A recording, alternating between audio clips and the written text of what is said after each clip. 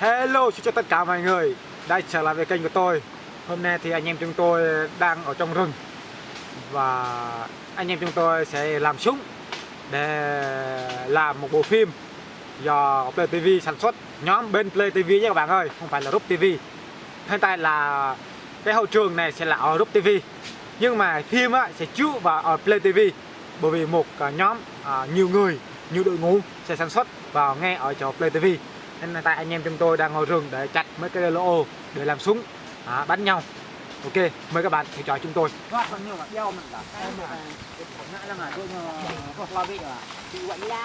Chim vào đây giờ chim thoa đồng chim đừng thoa đồng chim cần cướp già lao ta nó tạnh là cướp tao thào Rau nó mỏng hơn, nó bén hơn cái này nữa. Kia lắm. To chỗ này chỉ chắc vậy thôi, mình nhìn thoáng. To thì không nhắn tin là người cái con hỏi giờ chú đen ra không được. Rồi nhiều chắc có lắm là thôi sao không mất. Như các bạn đã thấy thì anh em chúng tôi đã chặt lỗ nhỏ nhỏ thôi, nhỏ vừa để chuẩn bị làm súng.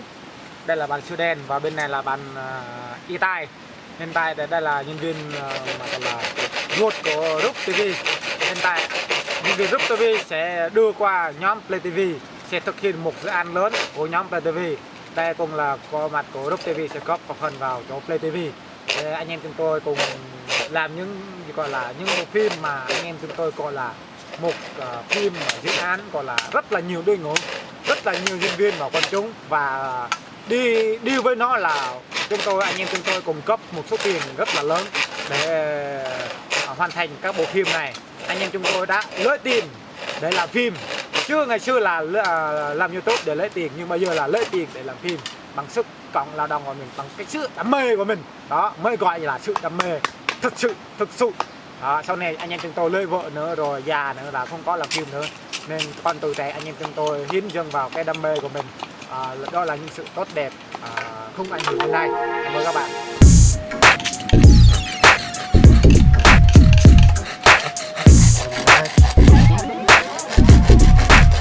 Dâng về.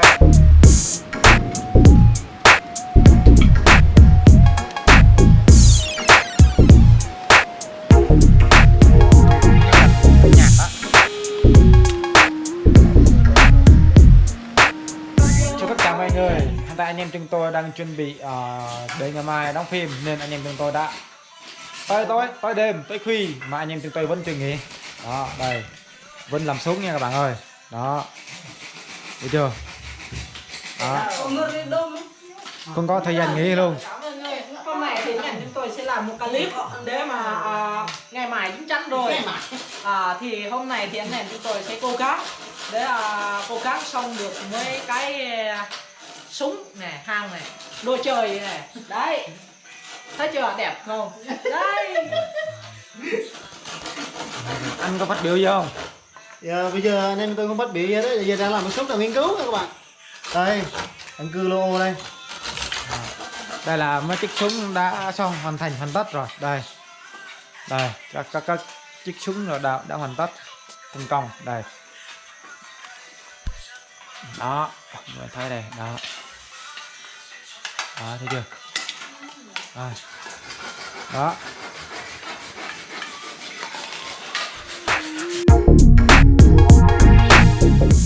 hiện tại anh em chúng tôi đang ở dưới action, duyên.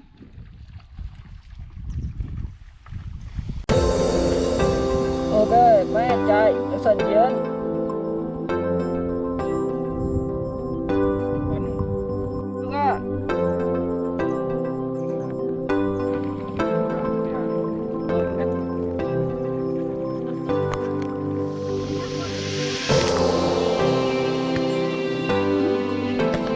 Hello, em hello.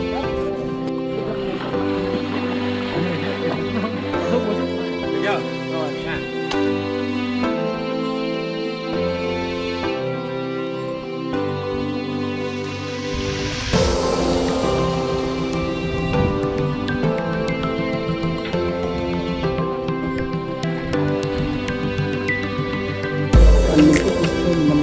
Đây.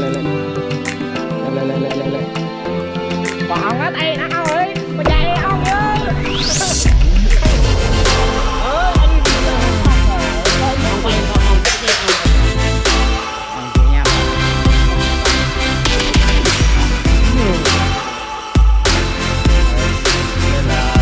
Anh em đang đợi thơm một người nha. Tới giờ trưa rồi chưa ăn nè. Đây này.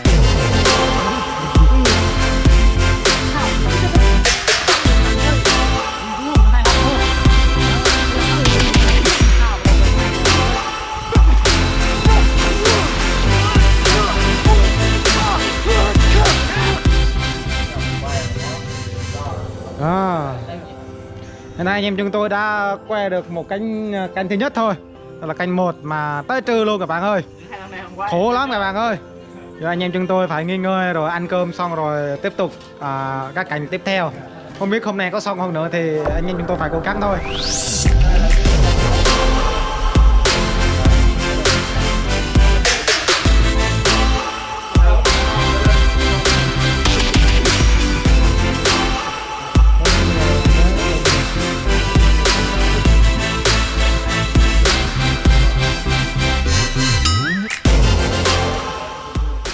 Anh em chúng tôi đang ở chuối một cảnh tiếp theo. Anh em chúng tôi rất là khổ và khó khăn, rất là mệt mỏi. Đó, đóng phim không phải là đơn giản mà tương đơn giản mà trời ơi. Đây là canh thứ hai của anh em chúng tôi. Đây là cũng là điểm canh kết thúc của anh em chúng tôi. Đây là ngày thứ hai, không phải là canh thứ hai mà canh nhiều thứ mấy rồi, mà là ngày thứ hai. Đó. Hello, xin chào tất cả mọi người. Hôm nay này chúng tôi đang nghỉ cho đây. Nghỉ buổi trưa. Đây. Rất là đông luôn nha.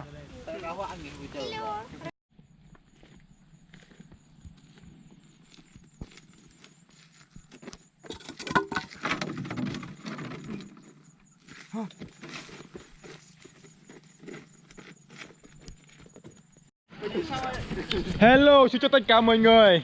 Đây là một ngày thứ hai và anh em chúng tôi lại tiếp tục đi quay phim. Và bây giờ là tới trưa và chiều và anh em chúng tôi sẽ ăn cơm. Đây. Anh em chúng tôi ăn cơm sáng ở núi ở làng nhưng mà ăn cơm ở phố nha các bạn ơi, cơm hộp đó thấy chưa? Anh em ba con của ba. Đây cơm không? Dạ đói lắm, nhìn phim nó không được luôn nè, nó yêu hai cả người luôn nè. Đói lắm, không phải đợi cơm, đợi cái gì đó. Có tàu lâu. Đợi nước luôn rồi. Lại đợi nhiều lại đợi. Đợi mốt đợi này. Nước mừng con. Chia cho dân làng này. Đi cho dân làng đừng ấm no để hái hốt anh thật lòng thìn. Thật chuyện nhìn ơi. Oh my god, thích đồng hồn không? My god, lách my god nó là phong á. Cái này là con mới là phong rồi. Phong này nó to là. Bắt đầu quay. Được chưa? Rồi. Hình trường im lặng. Hình trường im lặng. Ê. Diễn. Action.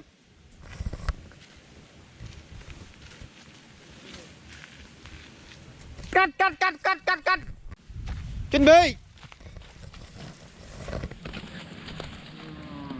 Diễn.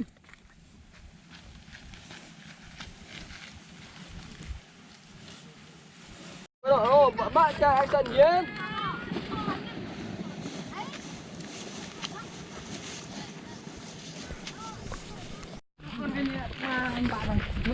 Sao? Thế nào mệt không? Mệt lắm. Mệt quá trời đúng không? Ôi rồi ôi. Cuối cùng có bác mệt rồi. Nó mệt rồi. Có một con côn khi ra thằng côn là. Cần diễn. Bun ơi, đứng dậy đi. Sao là bỏ anh em mày Bun? Đứng dậy đi. Goal!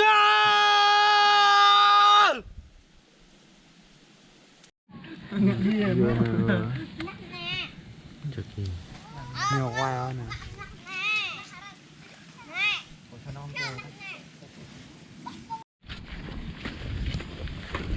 Đây là siêu đen đang vác gạo mọi người nha. Cạo trong buôn làng nha. Gạo cho buôn làng mọi người nha. Giờ hôm nay là đã kết thúc video rồi.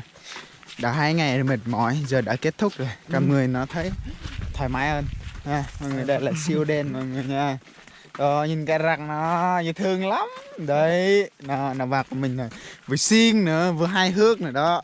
Nhìn cái bên nó tay đút thôi mọi người. Đó, ở bên nó tay đút đấy. Cảm ơn tất cả mọi người đã xem video này. Như các bạn đã biết thì đây là hậu trường. Bộ phim này sẽ phát hành ở kênh YouTube Play TV. Group sẽ để link dưới phần bình luận và phần mô tả. Mời các bạn cùng bấm và xem ủng hộ nhóm Play TV nhé. Cảm ơn các bạn đã xem video này. Hẹn gặp lại các bạn một video tiếp theo. Bye bye.